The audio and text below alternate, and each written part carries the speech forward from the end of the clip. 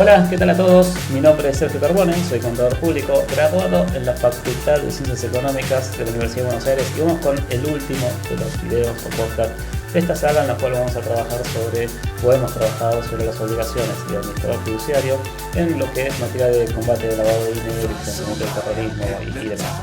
Para quien no haya escuchado los podcasts anteriores, les recomiendo escuchar las otras entregas porque bueno, estamos en la última etapa, en el conocimiento del cliente.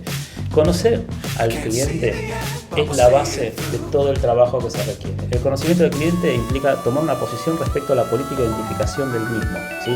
El artículo 11 de la resolución 140 del año 2012 establece ciertos elementos que yo tengo que recabar del cliente para poder conocerlo, como por ejemplo sus datos civiles, constancia de DNI, constancia de QUIL, informe escrito del cliente declarando la actividad que genera los fondos, los documentos que habiliten constatar domicilio, detalle de cuenta de mail de uso habitual, celular y demás, y obviamente información que me permita conocer la situación económica, financiera y fiscal.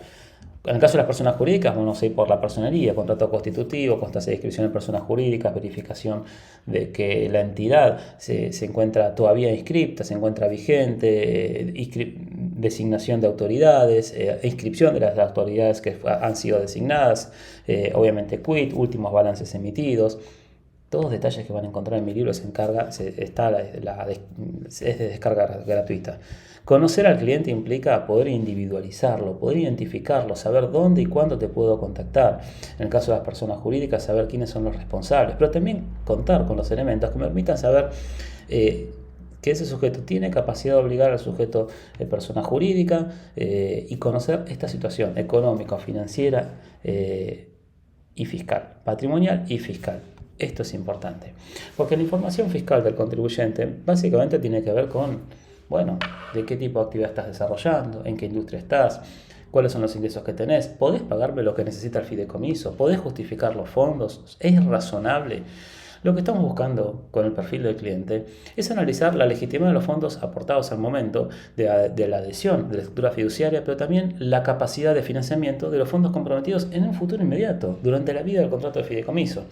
Esta cuestión de analizar la capacidad de financiamiento de los fondos a los cuales va a estar comprometida la obra, tiene también mucho que ver con esta cuestión de ser un buen hombre de negocios. ¿A quién voy a estar colocando en la estructura sino a alguien que pueda asegurarme que va a poder financiarlo? De nada me sirve tener, no sé, un edificio con 20 departamentos y que dos tenían dudosas capacidades de financiación y esos dos terminan por no financiar la obra o la financian cada tanto o pagan cuotas atrasadas y me retrasan el desarrollo de la obra o me obligan a cobrarle sobrecargos al resto. Eso puede generar responsabilidades civiles en el administrador fiduciario. ¿Por qué? Porque permitió ingresar a un sujeto al fideicomiso que no cumplió en tiempo y forma con su obligación. Esto es completamente normal, pasa todo el tiempo. Lo que pasa que desde el punto de vista del lavado del dinero, lo que nosotros preguntamos es, ¿realmente conocías al cliente? ¿Sabías que podía no pagarte este sujeto? Y en esto tiene mucho que ver lo que mencioné en un podcast anterior, ¿no? Esta cuestión de pequeños contribuyentes que pretenden abrir un departamento, una unidad funcional. Y en esta decisión de adquirir una unidad funcional, un departamento, se duda o se pretende hacer la vista gorda. Bueno, sí, me dijo que es monotributista, tiene un par de ahorros, con eso me va a pagar el departamento. Bueno, la verdad es que si fuera monotributista, tuviera un par de ahorros y con eso fuera a pagar el departamento, deberíamos poder preguntarle cuál es su plan de ejecución de esos ahorros para mostrarme que puede pagar el departamento, porque siendo monotributista no va a poder llegar a la cuota mínima de cualquier proyecto de inversión. Y esto es solo un ejemplo. ¿Qué es lo que estamos buscando? Con conocer al cliente, conocer su industria, conocer de dónde saca el dinero, cómo se lo gana, su posición socioeconómica, financiera, fiscal, patrimonial, me permite trazar un perfil del cliente. Y lo que yo voy a tratar de decir es decir, bueno, según este perfil del cliente, las transacciones realizadas entre tal monto y tal monto me parecerían normales. Si supera determinado monto o supera determinado tipo de práctica, ya sea por la forma en que ingresa el dinero, por las transacciones previas a que ingrese el dinero, porque presenta una complejidad inusitada para el tipo de sujeto de que se trata, cuando algo sale de mi matriz de riesgo que tengo que tener diseñada previamente, voy a considerar que hay una transacción que es de carácter inusual. Y eso va a disparar las alertas y los mecanismos internos, que me va a decir, mire, yo necesito requerir información adicional vinculada a esta o estas transacciones. Si el sujeto me entrega los datos que yo requiero y esos datos me satisfacen, la operación no será sospechosa. Naturalmente, ese análisis tiene que ser documentado, tenemos que nosotros haber verificado que contábamos con un conocimiento del cliente, con un perfil de cliente, que el cliente salteó el perfil diseñado o superó el perfil diseñado, que entonces se le pide información adicional, que rindió información adicional, que en función de la información adicional rendida se ha emitido un nuevo informe y se ha actualizado el perfil del cliente, categorizando la operación como no sospechosa. Bueno, si todo eso no sucede, la operación será sospechosa y tendrá que ser informada a la UIF. Y este es el centro. La política de conocimiento del cliente es una condición indispensable para iniciar cualquier relación contractual o comercial con el cliente. Y esto lo dice el artículo 12 de la resolución 140. Si yo no conozco al cliente, no puedo realizar ninguna operación con este. Ahora, un conocimiento deficiente, que es decir, un conocimiento del cliente sin los elementos que acabo de mencionar, implicaría que yo inicié una relación comercial con alguien con lo cual jurídicamente no podría haberla realizado porque siendo sujeto obligado estaría violentando la norma.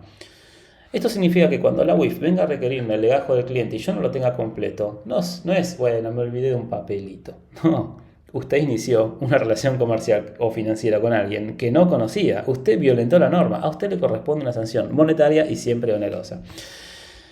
De alguna manera la resolución 140 diferencia el tipo de información a pedir entre las personas humanas o personas jurídicas y trata de diferenciar también si se trata de clientes ocasionales o no. Bueno, en los contratos de fideicomiso, por el monto de los que se están manejando, siempre se trata de clientes no ocasionales, es decir, clientes habituales, que demandan requerir los elementos que antes se mencionó y armar esta cuestión de perfil de riesgo del sujeto para verificar que tengo una cuenta, un marco de actuación según el tipo de transacción que yo voy a estar analizando. El perfil del cliente es definido en el artículo 20, otro centro neurálgico en todo esto, el artículo 20 de la resolución 2012, que básicamente me dice, bueno, una vez que el sujeto obligado obtiene estos datos, señor, usted define al cliente y me da algunas pautas para definir ese perfil de clientes, que se va a basar obviamente en información remitida por este sujeto, como siempre digo, la información de situación económica, patrimonial, financiera y tributaria.